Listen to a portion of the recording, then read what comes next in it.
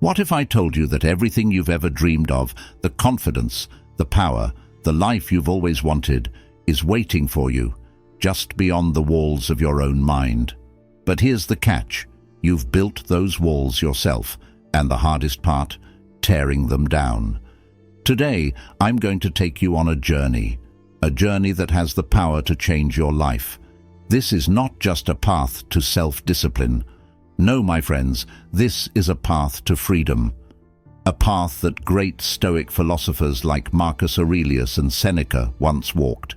They understood that true freedom comes not from indulging every whim and desire, but from mastering oneself. And today, we're going to dive deep into how you can master yourself, how you can reclaim your power and transform your life through the NoFap journey. The path you're about to embark on is not easy. It's filled with twists and turns, with dark nights and lonely days. But let me tell you something. Those who have walked this path before you have discovered something extraordinary. They've found a strength within themselves that they never knew existed. They've unlocked a level of confidence and focus that propelled them forward in life. And today, you will begin that same journey. This journey is about more than just abstaining. It's about breaking free from the chains that have been holding you back.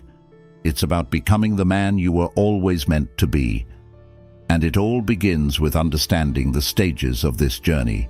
Each stage is a challenge, yes, but each one is also an opportunity, a chance to grow, to evolve, to transform yourself into someone you can truly be proud of.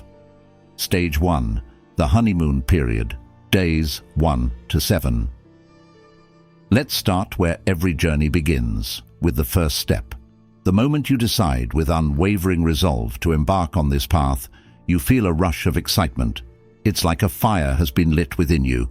This is what we call the honeymoon phase.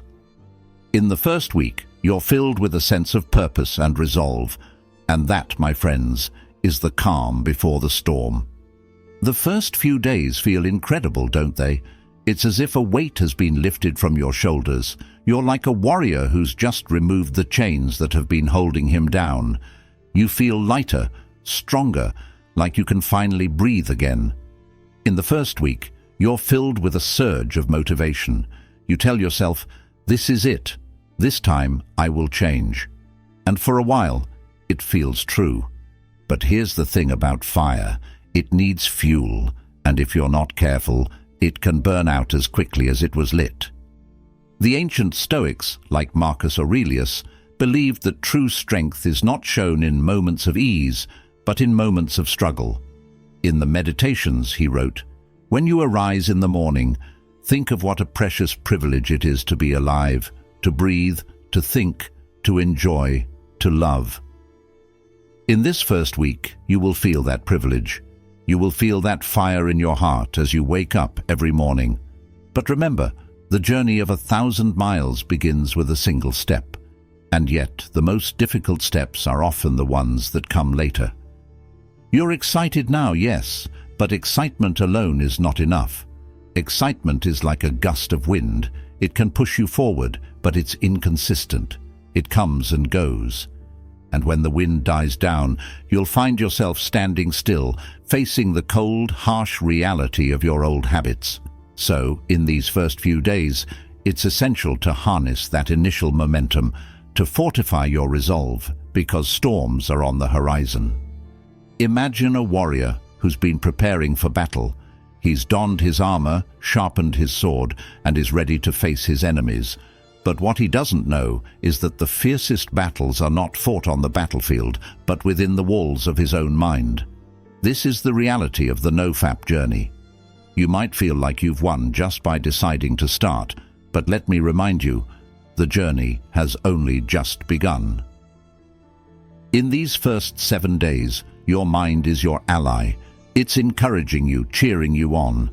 But there's a part of you that's waiting in the shadows, biding its time.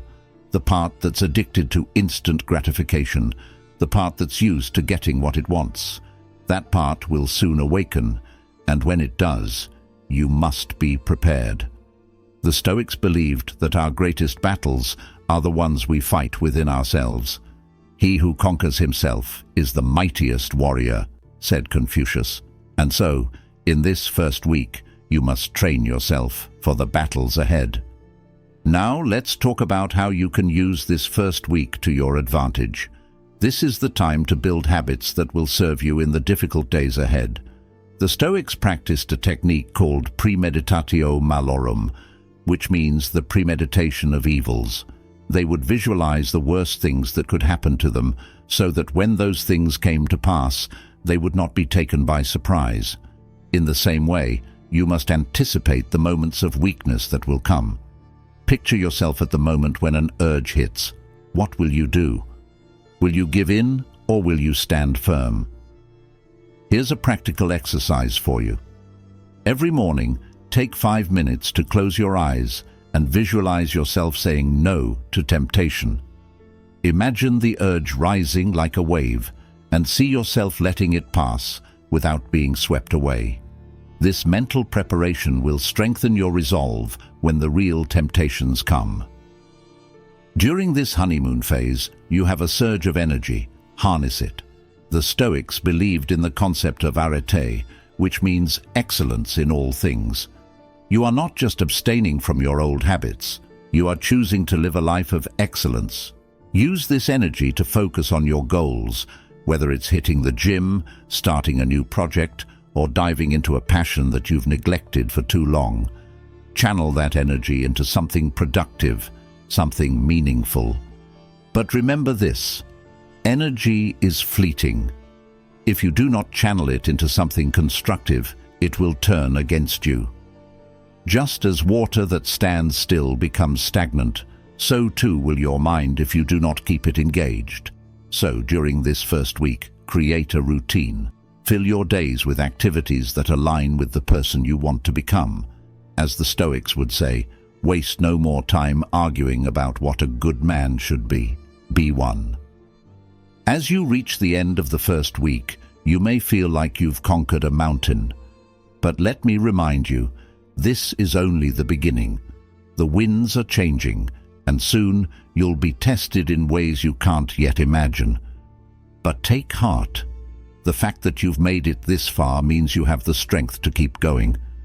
And remember what Seneca once said, "It is not because things are difficult that we do not dare. It is because we do not dare that they are difficult." You've dared to take the first step. Now dare to take the next. Stage 2, the urge surge, days 7 to 14. Now you've made it through the first week. You've tasted the sweetness of victory, felt the high of newfound strength and determination. But my friend, here's where the real journey begins. It's like the calm before the storm. You see, the human mind is a tricky thing. It knows you've taken something away, and it doesn't like that. It craves comfort, familiarity, and the easy pleasures that have kept you trapped for so long. And now, like a beast awoken from its slumber, your mind begins to resist. Welcome to the second stage, the urge surge. This is where most people stumble. In the first week, it was all about excitement and resolve. But now, in the second week, your mind starts to rebel. The cravings hit like waves crashing against a rocky shore, relentless, unyielding. You might find yourself bombarded by thoughts, memories, and fantasies. They come out of nowhere, when you're lying in bed at night, when you're scrolling on your phone, or even when you're trying to focus on work. It feels like your mind is attacking you, trying to break down the walls you've built. But let me tell you something. This is not your mind trying to betray you. This is your mind testing you, asking you, how badly do you want this? Because here's the truth. Every great victory comes with a test. Every hero must face the dragon before he can claim his treasure. The Stoics understood this. They believed that the obstacles we face are not there to stop us, but to strengthen us. As Marcus Aurelius wrote, "The impediment to action advances action. What stands in the way becomes the way." Facing the dragon within, Stoic strategies for overcoming urges. You are now facing your dragon. The urges, the cravings, the whispers that tell you to give up. But remember, this is your training ground. The discomfort you feel now is your opportunity to grow stronger. Think of it as a blacksmith forging a sword. The metal must be hammered, heated and shaped before it can become sharp and unbreakable. And right now, you are in the fire. The question is, will you let the fire break you, or will you let it shape you? Here's where Stoic wisdom becomes your greatest ally. When the urges hit, and trust me, they will, you must remember the words of Epictetus. It's not what happens to you, but how you react to it that matters. The urges themselves are neutral. They are just signals from your brain. They do not control you. You control how you respond. The Stoics practiced something called apatheia, which means a state of being untroubled by desires. It's not about suppressing your urges, but observing them without attachment, without letting them dictate your actions. Here's a practical technique you can use. When the urge hits, pause. Take a deep breath. And instead of fighting it or giving in, just observe it. Picture it as a storm cloud passing through your mind. You are not the cloud. You are the sky that watches it. By creating this distance, you reclaim your power. You realize that you are not your thoughts. You are the one who chooses how to act. The power of voluntary discomfort. Now let's talk about another Stoic principle that can help you through this stage, the practice of voluntary discomfort. The Stoics believed in deliberately exposing themselves to discomfort so that they could become stronger. They would take cold baths, walk barefoot in the snow, or fast for days, not because they enjoyed suffering, but because they knew that by enduring discomfort, they could strengthen their will. Right now, you are practicing your own form of voluntary discomfort. You are choosing to deny yourself an easy pleasure, a quick hit of dopamine, because you understand that true fulfillment doesn't come from indulgence. It comes from mastery. So, when the urges strike, remind yourself, this is your training. This is your opportunity to grow stronger. This is you stepping into the fire and emerging as steel. And here's the thing. Every time you resist an urge, you are rewiring your brain. You are teaching yourself that you don't need that instant gratification to be happy. You are proving to yourself that you are in control. And let me tell you, there is no feeling more powerful than knowing that you are the master of your own mind. Navigating the emotional turmoil. Finding peace in the storm. As the days go by, the urges may intensify. You might feel frustrated, anxious, even angry. You might question whether this journey is worth it. But this is where you must dig deep. This is where you must remember why you started in the first place. The Stoics believed that every action we take should be guided by our highest values. So ask yourself, what is your highest value? Is it fleeting pleasure, or is it becoming the person you were meant to be? When the storm is raging inside you, find your anchor. For the Stoics, that anchor was the understanding that life is a constant flow of challenges. They embraced this flow, knowing that every challenge was an opportunity to practice their virtue. In your case, this challenge is the urge to relapse. But instead of seeing it as something to fear, see it as something to embrace. The urge is not your enemy, it is your teacher. Let me share a practical exercise to help you through this phase. Whenever you feel overwhelmed by urges, write down your thoughts. Grab a journal and let your mind spill onto the page. This will help you distance yourself from the intensity of your emotions and gain perspective. You'll realize that the urge is just a momentary feeling. It's not who you are, and it doesn't define you. The light at the end of the tunnel, what lies beyond the urge surge. As you reach the end of the second week, something amazing begins to happen. The urges that once felt overwhelming start to lose their power. You'll notice that they come less frequently and with less intensity. You've endured the storm, and now you can see the sky clearing. But don't get too comfortable just yet. The journey is far from over. You've made it past one of the hardest parts, but there are still battles ahead. But here's the good news. By making it through this stage, you've proven something to yourself. You've proven that you are stronger than your desires. You've proven that you have the power to choose a better path. And that, my friend, is a victory that no one can take away from you. As Seneca said, it is not that we have a short time to live, but that we waste a lot of it. You've chosen not to waste your time, not to waste your life. You've chosen to walk the path of mastery. As we move forward, remember this feeling. Remember the strength you've discovered within yourself, because in the next stage you'll face a different kind of challenge, one that is less about fighting urges and more about facing yourself.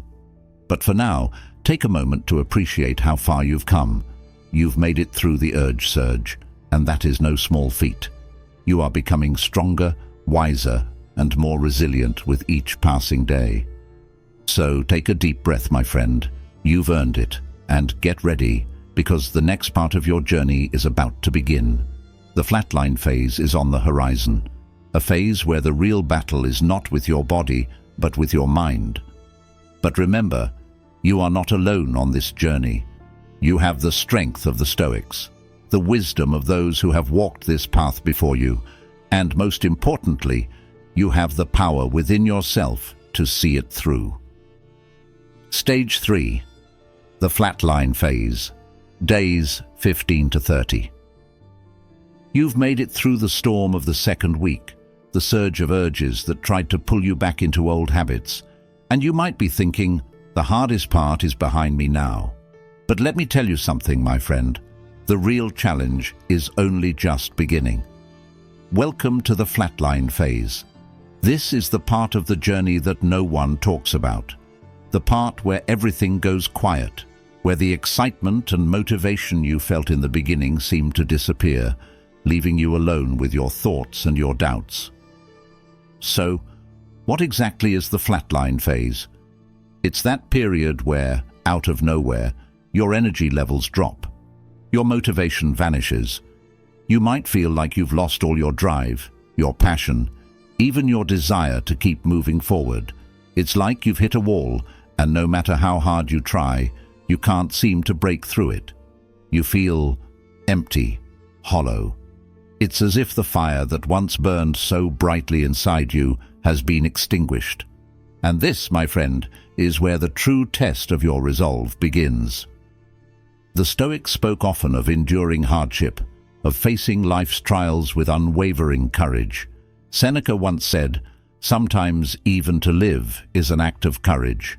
And that's exactly what this phase is about. It's about enduring the silence, the emptiness, the lack of motivation, without turning back to the easy comforts you once knew. Because here's the thing, this stage is where most people quit. This is where they give up, thinking they've lost all progress. But what they don't realize is that this flatline is not a sign that they're failing. It's a sign that they're transforming. Understanding the flatline, a Stoic perspective. Imagine a field that has been scorched by the sun. At first glance, it looks dead, lifeless. But beneath the surface, the soil is rich, preparing to give birth to new life. The flatline phase is just like that. On the surface, it feels like you've lost all progress. But deep within, your mind and body are recalibrating, healing from years of dependency on instant gratification. This is the stage where your brain is rewiring itself, breaking free from the old patterns that kept you trapped. The Stoics understood that the greatest growth often happens in silence, in solitude, in the moments when it feels like nothing is happening. But how do you endure this silence? How do you find the strength to keep going when everything in you is screaming to give up? This is where the Stoic principle of amor fati, the love of fate, comes into play. Epictetus taught that we must not only accept what happens to us, but embrace it, love it, because it is part of our journey. The flatline you are experiencing is not a curse, it is a blessing in disguise. It is the universe's way of forcing you to grow, to evolve, to become stronger. Embracing the darkness, learning to find strength in silence.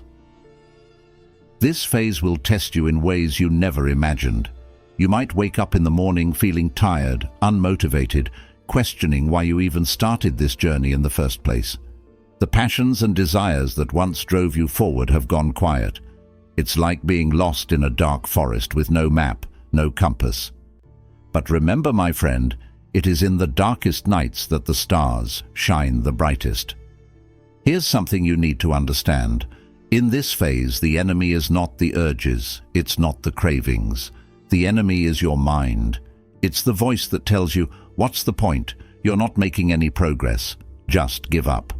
But the Stoics believed that our greatest power lies in our ability to choose how we respond to the world around us.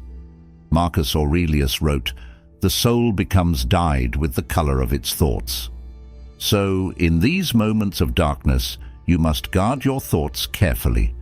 Do not let them become your prison.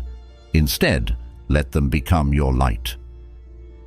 Practicing Stoic exercises, enduring the flatline with grace. So, how do you navigate this phase?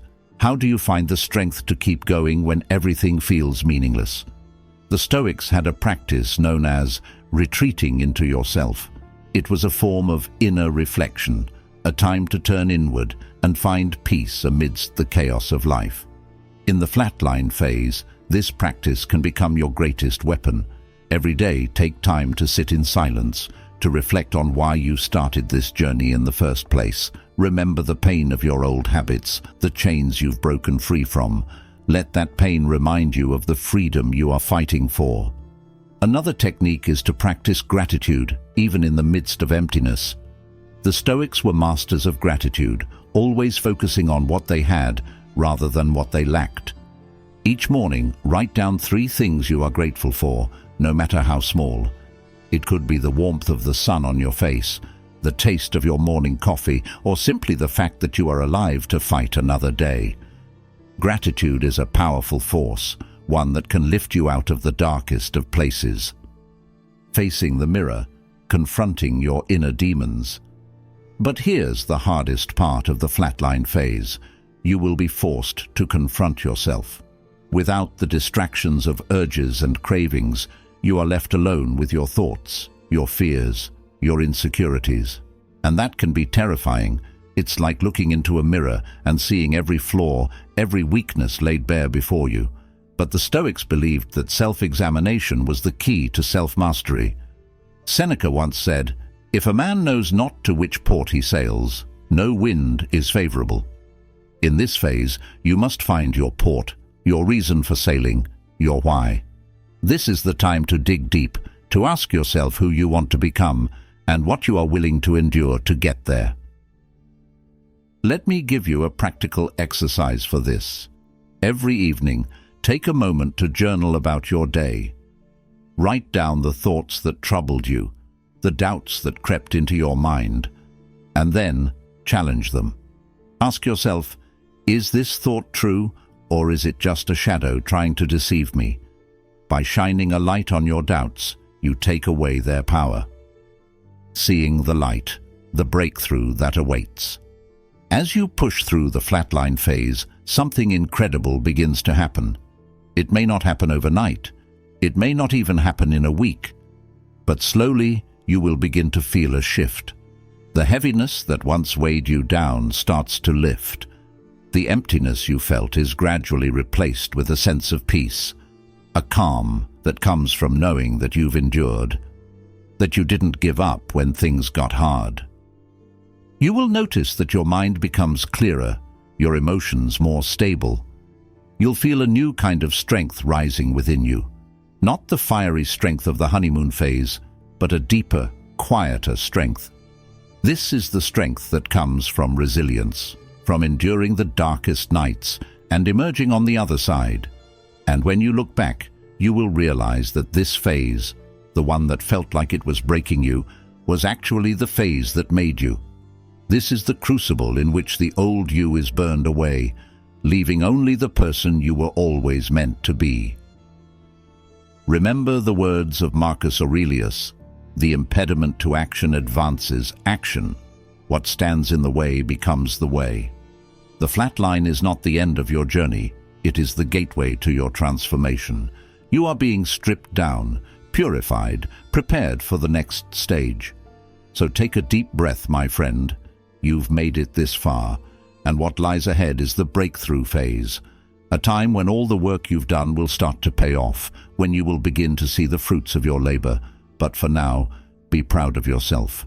You've endured the silence, the emptiness, the doubts, and you're still standing. That, in itself, is a victory. Stage 4. The breakthrough, days 30 to 60. Congratulations, you've made it through the toughest phases, the storm of urges, the deafening silence of the flatline, the days where every fiber of your being screamed at you to give in, but you didn't. You chose to endure. And now, you're standing at the brink of something incredible. Welcome to the breakthrough phase, a time when everything begins to shift, when the darkness that once clouded your mind starts to lift, and you begin to feel truly alive once again. In this phase, something magical happens. It's as if the fog that's been clouding your mind begins to clear. You wake up in the morning feeling lighter, more energized. You notice a sense of clarity that you haven't felt in years. Your mind is sharper, your focus is stronger, and for the first time in a long time, you feel free. Free from the chains that once bound you, free from the compulsions that controlled your every move. You've crossed a threshold, and now you're beginning to see the fruits of your labor. The Stoic concept of eudaimonia, living a flourishing life.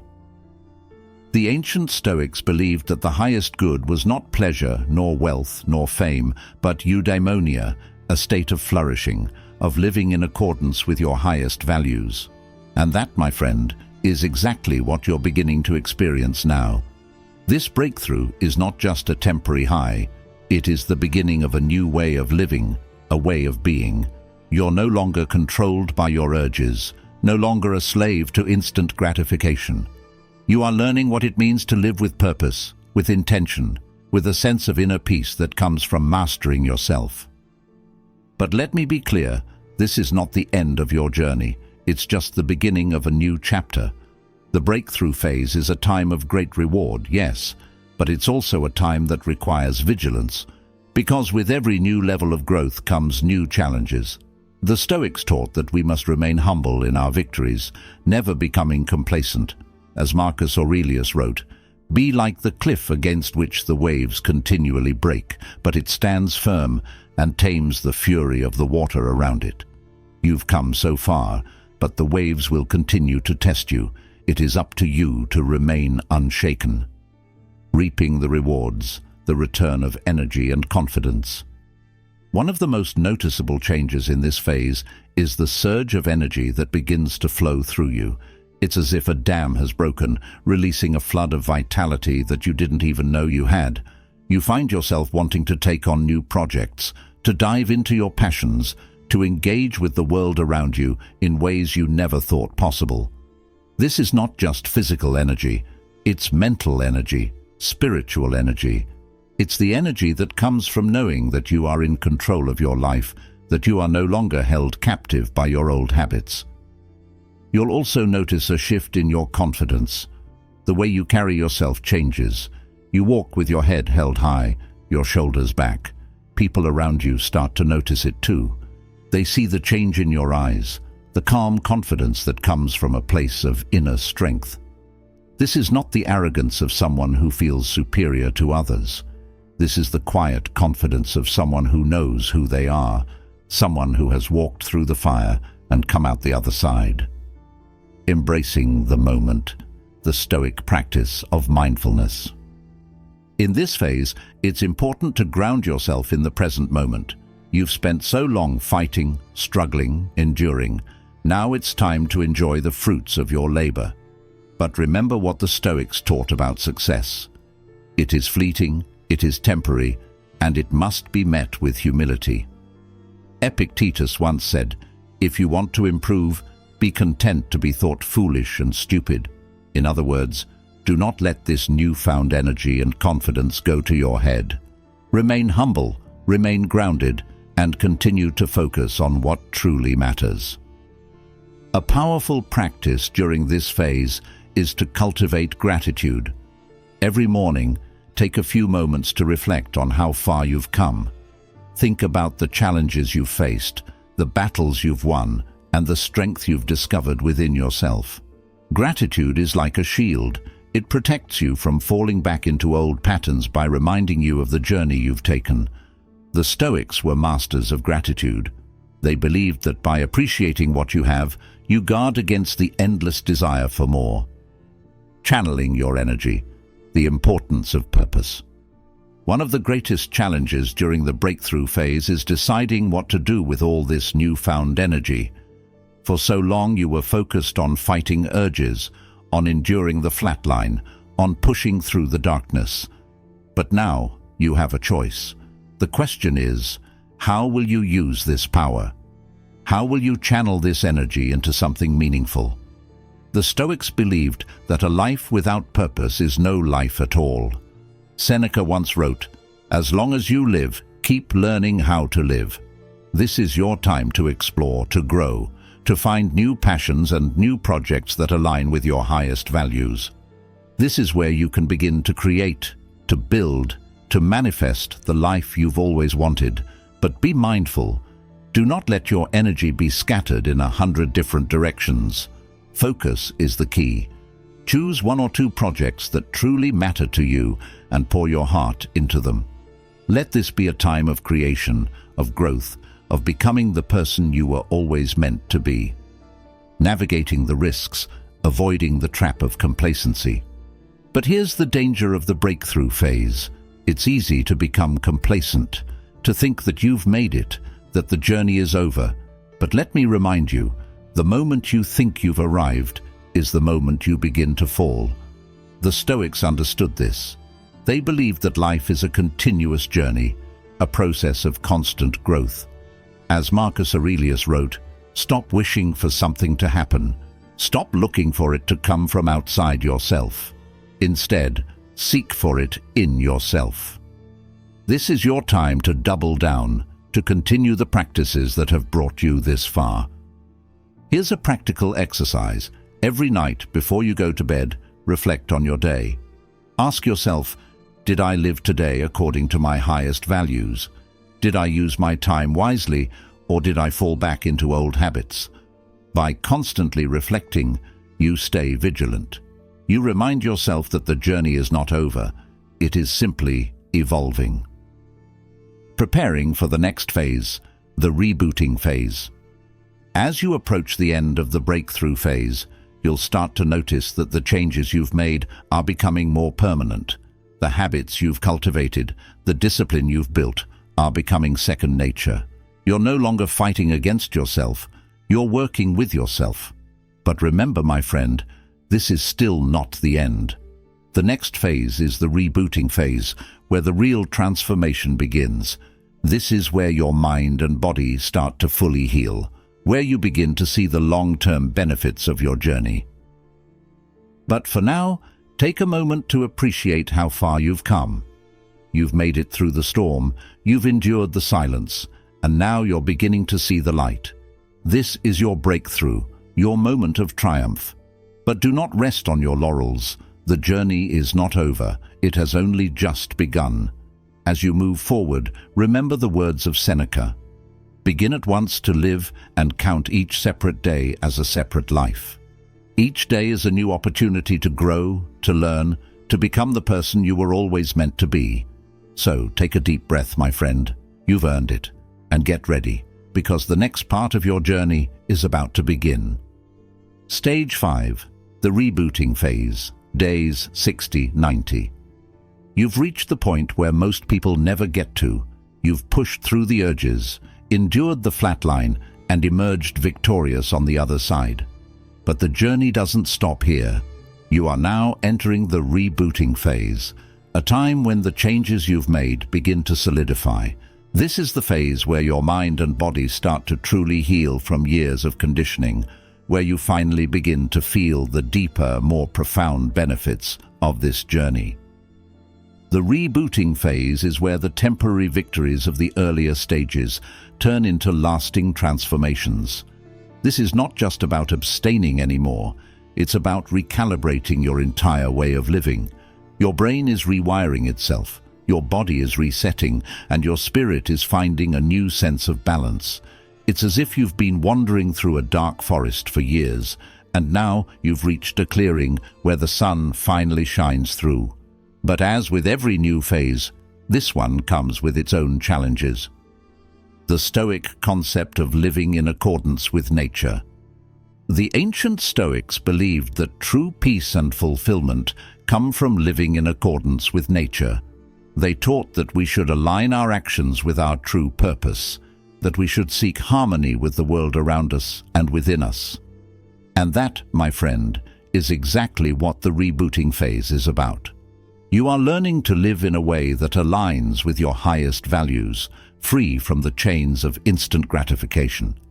You are returning to a more natural state, a state where your mind is clear, your body is strong, and your spirit is at peace.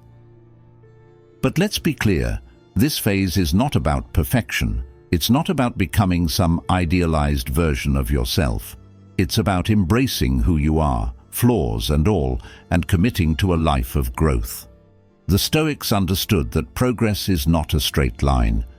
It's a series of ups and downs, of victories and setbacks. As Marcus Aurelius wrote, "Look well into yourself. There is a source of strength which will always spring up if you will always look there." In this phase, you must continue to look within, to tap into that source of strength that you've been cultivating for the past few months. Rewiring your brain, the science of the reboot. Let's talk about what's happening on a deeper level. For years, your brain was conditioned to seek out quick fixes, easy pleasures.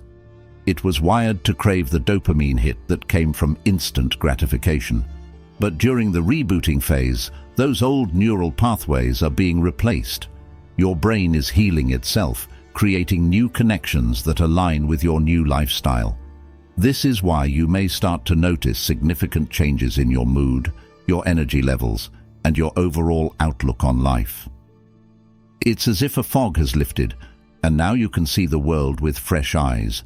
Colors are brighter, sounds are clearer, and you find joy in the simple things again. You're no longer chasing after the next hit of dopamine because you've learned that true happiness comes from within. This is what the Stoics meant when they spoke of ataraxia, a state of serene calmness, of unshakable tranquility. You are no longer a slave to your desires. You are the master of your mind. The challenge of sustaining growth, avoiding relapse.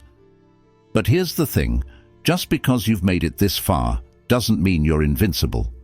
The rebooting phase is a time of great reward, but it's also a time of great vulnerability. Because with this newfound energy, this newfound confidence, comes the risk of slipping back into old habits. It's easy to become complacent, to think, "I've made it. I don't need to be as vigilant anymore." But let me remind you, my friend, that vigilance is the price of freedom.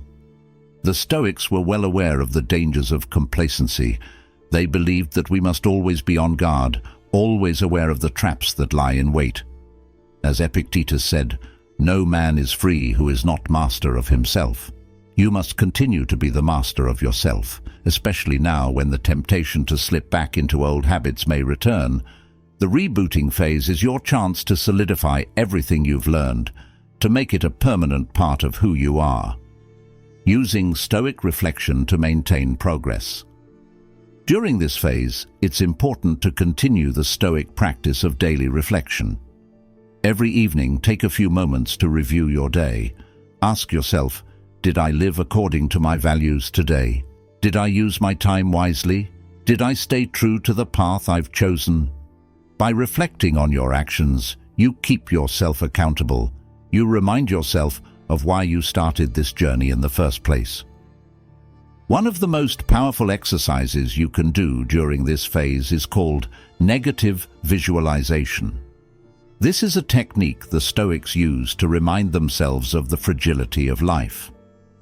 Picture what it would be like to fall back into your old habits, to lose everything you've gained.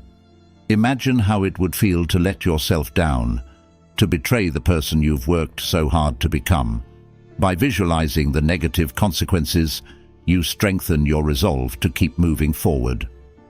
Reaping the rewards, the benefits of the rebooting phase. As you progress through this phase, you'll start to notice profound changes, not just in your mind, but in your body as well. You'll feel stronger, more energetic, more alive. Your sleep improves, your focus sharpens, and you find yourself able to handle stress with greater ease. This is because your body is healing itself from the inside out. Your brain is no longer overloaded with dopamine, your nervous system is more balanced, and your hormones are stabilizing. You might also notice that your relationships improve. You're no longer looking at people as a means to an end, as objects to satisfy your desires. You begin to see them for who they truly are, to connect with them on a deeper level. The Stoics believed that one of the keys to happiness was sympathia, the understanding that we are all connected, that we are all part of a greater whole. In this phase, you begin to live that truth. You find joy not in taking, but in giving, in being of service to others. Preparing for the next phase, the transformation, days 90-180. As you approach the end of the rebooting phase, you're no longer just abstaining, you're thriving. You've rebuilt yourself from the ground up, and now you're ready to take the next step. The next phase is the transformation phase, a time where the changes you've made become deeply ingrained, where you begin to flourish in ways you never thought possible. But for now, take a moment to appreciate how far you've come. You've made it through the hardest parts of the journey. You've endured the urges, the flatline, the doubts, the temptations, and now you are reaping the rewards. You are becoming the person you were always meant to be. But remember, my friend, the journey is not over. There are still challenges ahead, still battles to be fought, but you are no longer the person you were when you started. You are stronger, wiser, more resilient. So take a deep breath, give yourself a moment of gratitude for all the progress you've made, and get ready, because the transformation phase is about to begin. And in that phase, you will discover a version of yourself that you never knew existed, a version that is free, powerful, and truly alive. Stage 6. The transformation. Days 90-180. You've crossed the threshold into a new realm. You've come so far from where you started, and now you stand at the doorway of the transformation phase. This is the part of the journey where everything you've learned, everything you've endured, begins to manifest in your daily life. The changes you've made are no longer just temporary adjustments. They are becoming a permanent part of who you are. You are not just abstaining anymore, you are transforming. Let me be clear, this phase is not just about celebrating how far you've come. It's about embracing the person you are becoming. It's about stepping into your new identity with confidence, with purpose, with a deep understanding of who you are and what you stand for. The Stoics called this process arete, the pursuit of excellence in all things. In this phase, you are no longer fighting against yourself. Instead, you are aligning with the highest version of yourself, living with integrity, discipline, and a renewed sense of inner peace. The true meaning of transformation, becoming the best version of yourself. What does it mean to truly transform? It's not just about changing your habits, it's about changing your mindset, your outlook on life. It's about letting go of the old narratives that have held you back, the stories you've told yourself about who you are, what you can't do, and what you don't deserve. In this phase, you are rewriting those stories. You are creating a new script, one where you are the hero, the master of your destiny. The Stoics believed that we have the power to shape our character through our actions, through our choices. As Epictetus said, first say to yourself what you would be, and then do what you have to do. This is your time to live out that wisdom. In the past, you were driven by impulses, by desires that controlled you. But now, you've learned to control those desires. You've developed a level of self-mastery that most people never achieve. This is the essence of transformation, not simply changing your behavior, but changing who you are at your core. And as you continue on this path, you will notice that the world around you starts to change as well. Your relationships, your career, your goals, all begin to align with the new version of yourself. The power of self-mastery, living as a Stoic sage. The Stoics spoke often of the sage, a person who has achieved self-mastery, who lives in harmony with nature, who is unshaken by the storms of life. In this phase, you are beginning to embody that ideal. You are no longer reacting to the world around you. You are responding with intention, with purpose. You've learned to pause, to reflect, to choose your actions based on your highest values. You've become a person of substance, a person who lives with integrity. Let me share with you a powerful Stoic practice that can guide you through this phase: the dichotomy of control. The Stoics believed that there are things within our control, our actions, our thoughts, our responses, and things outside of our control, like other people's opinions, external events, and the past. By focusing only on what you can control, you free yourself from anxiety, from worry, from regret. You become grounded, centered, unshaken. In this transformation phase, it's crucial to remember that you are not defined by your past mistakes. You are defined by what you choose to do right now, in this moment. Harnessing the energy of transformation, pursuing your life's purpose. As you continue to transform, you'll notice a new energy flowing through you, a sense of purpose, a drive to achieve something greater than yourself. This is not just about abstaining from destructive habits anymore. It's about channeling your energy into something meaningful.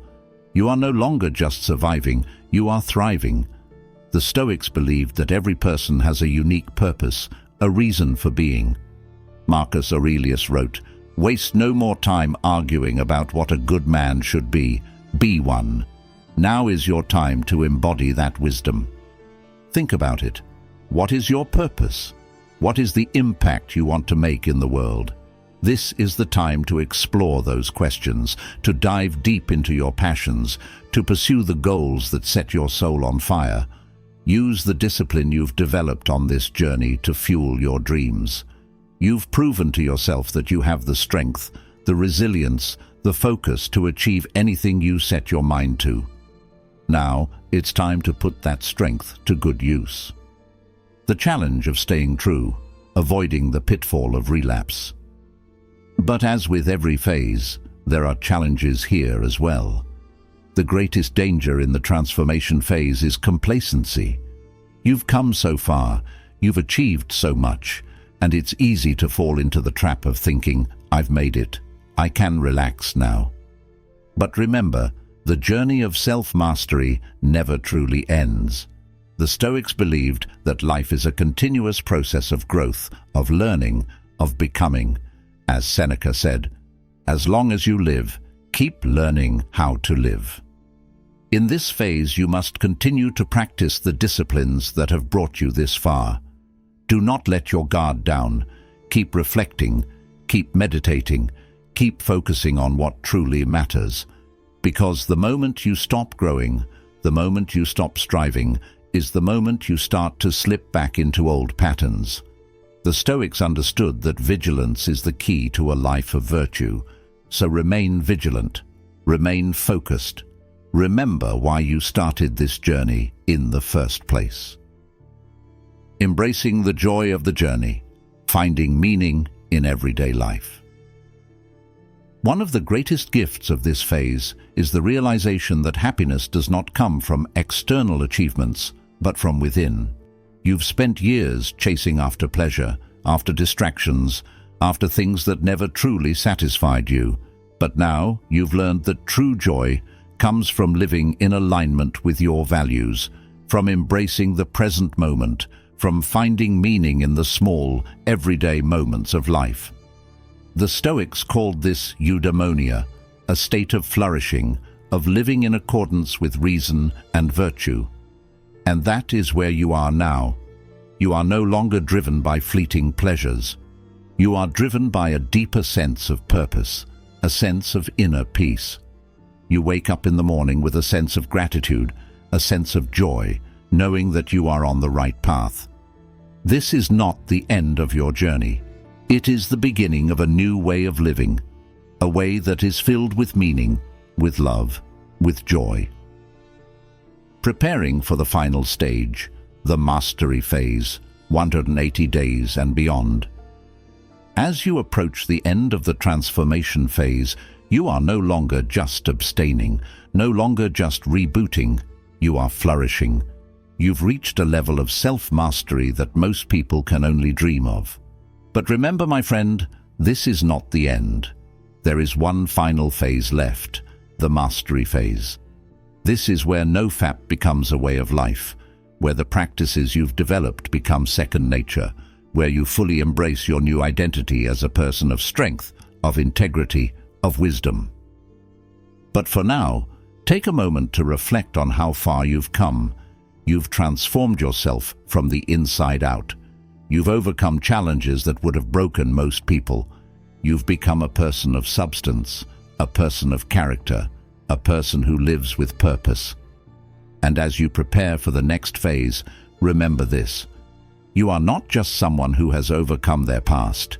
You are someone who is building a brighter future. So take a deep breath, my friend. You've earned it, and get ready, because the mastery phase is about to begin.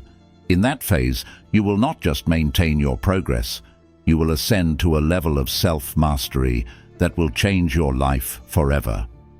Stage 7, the mastery phase, 180 days and beyond. You've come so far, you've endured the storms, faced the darkness, and emerged transformed. And now you find yourself standing at the summit. This is the mastery phase, the final stage, where everything you've learned, every challenge you've faced, comes together to shape the person you've become. This is not just the end of a journey, it's the beginning of a new life. In this phase, the practices you've cultivated, the discipline you've developed, are no longer just habits. They've become a part of who you are. You no longer have to force yourself to resist temptation. It's simply not a part of your world anymore. You've mastered yourself, your mind, your desires. The chains that once held you down have been broken, and now you are truly free. The essence of mastery, making self-discipline a way of life. But what does it mean to truly master yourself? It's not about being perfect. It's not about never facing challenges again. It's about embracing the flow of life with grace, with confidence, with the wisdom you've gained. The Stoics believed that mastery is not the absence of struggles, but the ability to face them with a calm mind and an unshakable spirit.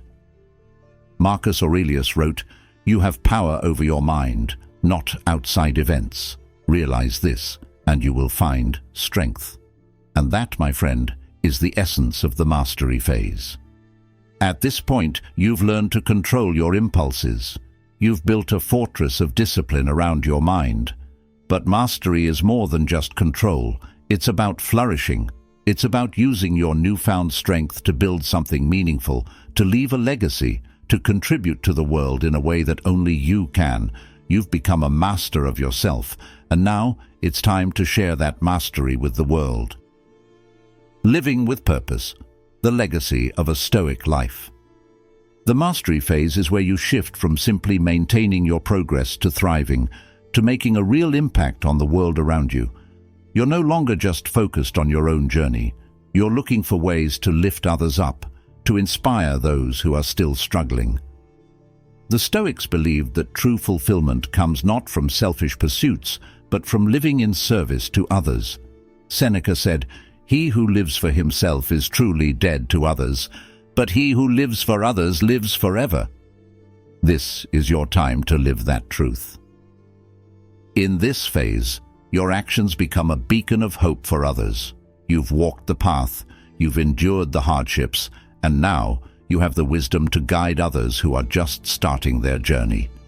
This is the highest form of mastery, not just controlling your own mind, but inspiring others to find their own strength. Staying vigilant, the continuous journey of self-mastery. But here's the truth. Mastery is not a destination. It's a continuous journey. Even now, there will be moments of doubt, moments where old habits try to creep back in. The difference is that now you have the tools, the discipline, and the inner strength to face them head-on. The Stoics believed that we must never become complacent, never assume that we have reached the end. As Epictetus said, "It is impossible for a man to learn what he thinks he already knows. Always be a student, always seek to grow." In this mastery phase, it's important to keep challenging yourself, to keep pushing your boundaries. The moment you stop striving is the moment you start to decline. So continue to practice the Stoic exercises that have brought you this far. Daily reflection, mindfulness, gratitude, and the pursuit of excellence. Let these principles guide you as you move forward, not just as habits, but as a way of life. The joy of living in mastery, finding peace and fulfillment. One of the greatest gifts of reaching this stage is the sense of peace that fills your heart. You are no longer at war with yourself. You've learned to embrace the flow of life, to find joy in the simple moments, to be present in everything you do. This is the state the Stoics called ataraxia, a state of unshakable tranquility. You no longer seek happiness outside of yourself because you've discovered that everything you need is already within you. You wake up every day with a sense of purpose, with a clear vision of who you are and what you stand for. You are living a life of integrity, a life of virtue, a life that you can be proud of. And that, my friend, is what it means to live as a master, not just of your actions, but of your mind, your spirit, your entire being. Closing thoughts, the never-ending path of growth. As you continue forward, remember that this journey is never truly over. There will always be new challenges, new opportunities for growth. But you've proven to yourself that you have what it takes. You've climbed the mountain, and now you're ready to climb even higher. The journey of self-mastery is a lifelong pursuit, and every step you take, every victory you achieve, brings you closer to becoming the person you were always meant to be. Thank you for taking the time to watch this video and for embarking on this journey of self-mastery with me. I hope you found value in understanding these stages and how you can apply Stoic principles to transform your life. Remember, the path of self-discipline and growth is not a sprint. It's a marathon. Keep pushing forward, keep striving for excellence, and most importantly, never give up on yourself. Now, I want to hear from you. In the comments below, let me know which stage you're currently in, and share one lesson you've learned on your journey so far. Your story might just inspire someone else who's struggling to keep going. If you enjoyed this video, don't forget to give it a thumbs up and subscribe to the channel for more content like this. And if you know someone who could benefit from this journey, share this video with them. Let's grow this community together, and let's keep each other accountable as we all strive for mastery. Thank you for being here, and I look forward to seeing you in the next video. Stay strong, stay disciplined, and remember, you are capable of so much more than you realize. Until next time, keep walking the path of excellence.